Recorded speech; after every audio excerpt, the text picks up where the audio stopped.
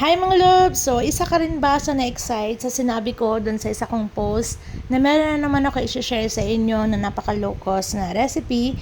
And ito nga yung custard filling mga loves. So, swak na swak talaga to sa mga kapwa ko baker na boiled icing ang ginagamit or di naman kaya kahit yung mga nag-start pa lang pag-aralan yung boiled icing. So, hindi talaga masasayang yung egg yolks nyo. Para sa hindi pa po nakakaalam mga loves, kapag boiled icing po yung ating icing is egg whites lang po yung nagagamit. So, yung egg yolks, yun, ginagawa natin ng paraan para mabibenta pa rin natin. Syempre, para walang tapon. Ako naman mga loves, yung mga egg yolks ko is ginagawa ko siyang leche flan. So, creamy talaga yung leche flan namin mga loves. For only 50 pesos per tub, 250 ml tub yan mga loves. Napakamura niyan. So, pag nag-boiled icing user ka, wala talagang masasayang. Basta kailangan talagang matyaga at saka madiskarte ka lang. But since hindi naman palagi tayong makakabenta din ng mga leche flan katulad dito sa amin, so ang ginawa kong paraan is gumawa ako ng recipe. Ito na nga yung ginagawa ko ngayon mga loves. Itong custard filling. So hindi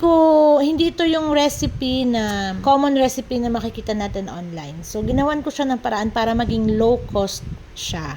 And at the same time, syempre, hanggang ngayon inaaral ko pa kung paano siya magiging stable na kahit na mainitan siya, yung filling is hindi matutunaw sa loob ng cake, something like that. So, kailangan stable siya para hindi maging problema kapag na-icingan na yung cakes natin at na-travel na. So, kailangan talaga is firm yung ating magiging palaman doon sa cake. So, as of now, mga loves, tinatry ko muna myself itong ginawa kong recipe.